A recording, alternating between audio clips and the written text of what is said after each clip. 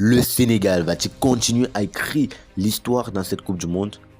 Sénégal, seule nation parmi les deux nations africaines représentées en huitième de finale de cette Coupe du Monde, devra livrer un énorme match, un match héroïque et historique face à l'Angleterre dimanche soir à 20h au stade de Dalbaït.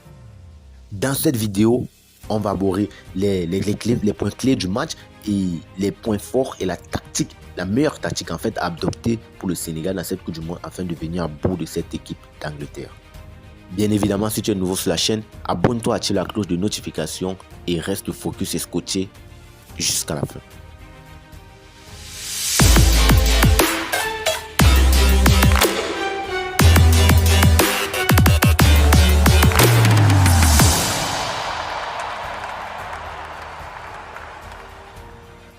En amont des points clés du match, rappelons que Aliou Cissé était présent dans la génération de 2002 qui a ébloui le monde et qui est arrivé en quart de finale de Coupe du Monde après avoir éliminé une équipe française qui était championne du monde en 98. Parmi les 26 joueurs sélectionnés par le Sénégal pour cette Coupe du Monde, 10 joueurs évoluent en Angleterre. C'est un taux énorme. À compter d'abord tous les buteurs du match contre l'Équateur, Ismaïla Sarr qui évolue à Watford, Koulibaly qui évolue à Chelsea, son coéquipier Edouard Mendy et lui seront des éléments essentiels de la tactique d'Aliou Cissé, car ils sont coéquipiers avec beaucoup de joueurs titulaires de cette sélection anglaise, à l'instar par exemple de Mason Mount et Sterling. Gana Gueye qui évolue à Everton en Angleterre mais qui sera absent parce qu'il a eu une accumulation de cartons et qui sera sûrement remplacé par Pape Matar Sarr de Tottenham, le meilleur jeune joueur africain cette année. Lui qui a 11 caps et signé à Metz en 2021 et prêté toujours à Metz la saison dernière. Malgré l'absence de ses stars Mané et Gueye, tout laisse à croire que le Sénégal est le plus solide adversaire pour les Three Lions. Ils ont montré beaucoup d'envie dans ce tournoi après une montée en puissance suite à la défaite contre les Pays-Bas.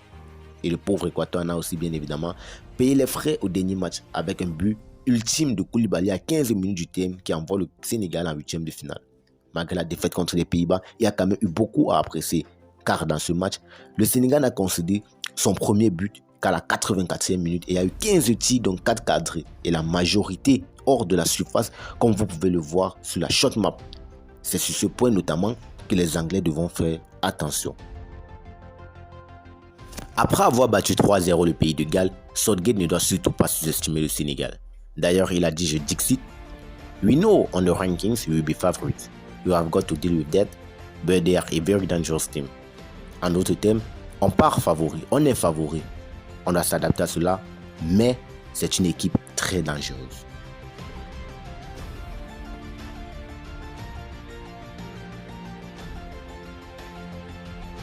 Sans vous mentir les gars, la tactique à adopter pour ce match risque d'être l'un des éléments majeurs de cette confrontation.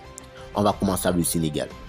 Aliou Cissé est un manager très flexible avec ses tactiques en fonction de l'adversaire, alternant entre un 4-2-3-1, un 4-3-3 et un 4-5-1 dans les récents matchs.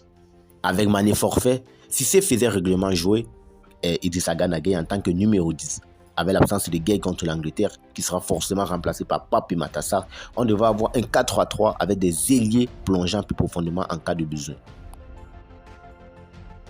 Boulaye Dia occupera la pointe de l'attaque. Prêté par Villarreal en Série A à Salernitana, Dia a ouvert le score contre le Qatar et adepte de l'enchaînement des matchs.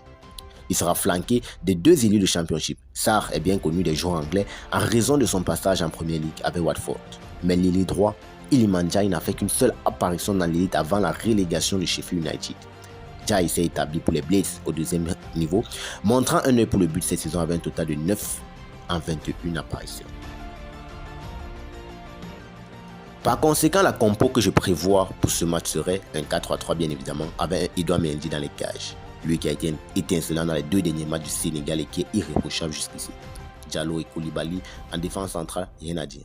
Sabali, Ismail Jacobs, latéral gauche et latéral droit et gauche respectivement, rien à dire.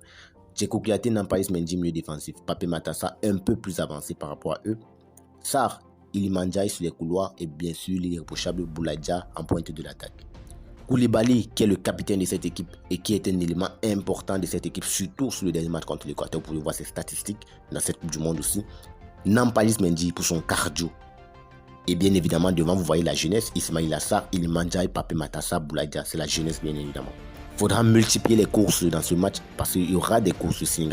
L'Angleterre va faire courir cette équipe du Sénégal. Et c'est à cette équipe du Sénégal de savoir rester compacte et de savoir attaquer au bon moment. Pas d'attaquer, mais d'attaquer au bon moment. Parce qu'ils peuvent faire mal. C'est là qu'ils peuvent faire mal à cette équipe d'Angleterre. Côté Three Lions, l'Angleterre, quant à elle, va rester fidèle à son 4-3-3 avec peut-être, selon moi, une titularisation de Rashford vu ses récentes performances. Franchement, l'âme fatale de cette équipe, c'est son milieu dans l'axe avec la doublette Bellingham-Rice. Très gros volume de jeu, beaucoup de compréhension et de complémentarité. Vous n'avez qu'à voir leur red map.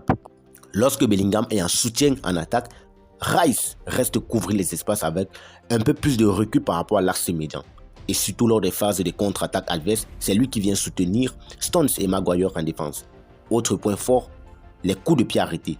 Cette équipe anglaise nous a montré qu'elle peut faire mal sur les coups francs et les corners. Attention au Sénégal, car c'est justement sur ce point qui pêche le plus souvent. Fort heureusement, Koulibaly, l'homme en forme de cette équipe, aura son coup à jouer. Mais là, ce sera seulement uniquement sur les phases de coups de pied arrêtés. Mais le Sénégal risque de se faire bouffer au milieu de terrain parce que la paire Bellingham-Rice, c'est énorme. C'est énorme, on n'avait qu'à regarder le red map. C'est énorme ces deux-là. Et autre point fort dans cette équipe anglaise, c'est son banc de touche. Le Sénégal devra faire très attention à cette équipe anglaise parce qu'ils ont de la ressource dans le banc, de l'énergie, de la vivacité, de la jeunesse et des gars talentueux. Donc, c'est là où ils peuvent faire mal au Sénégal. Finalement, ce sera un grand match entre deux équipes qui ont quasiment le même style de jeu et avec des joueurs qui se côtoient chaque jour. Lorsque Cissé était joueur, le Sénégal a atteint les quarts de finale de la Coupe du Monde de 2002. Même contre une équipe aussi forte que l'Angleterre, la possibilité de répéter cela ne pourrait être écartée. Bonne chance aux Sénégalais, bonne chance aux Anglais, même si je supporte d'abord le Sénégal parce que je suis africain. Que le meilleur gagne. En commentaire, dis-moi ce que tu en penses. Dis-moi ce que tu en penses vraiment de la double confrontation. Le Sénégal pourra arriver en quart et créer l'exploit. Dis-moi ce que tu en penses en commentaire. Ciao.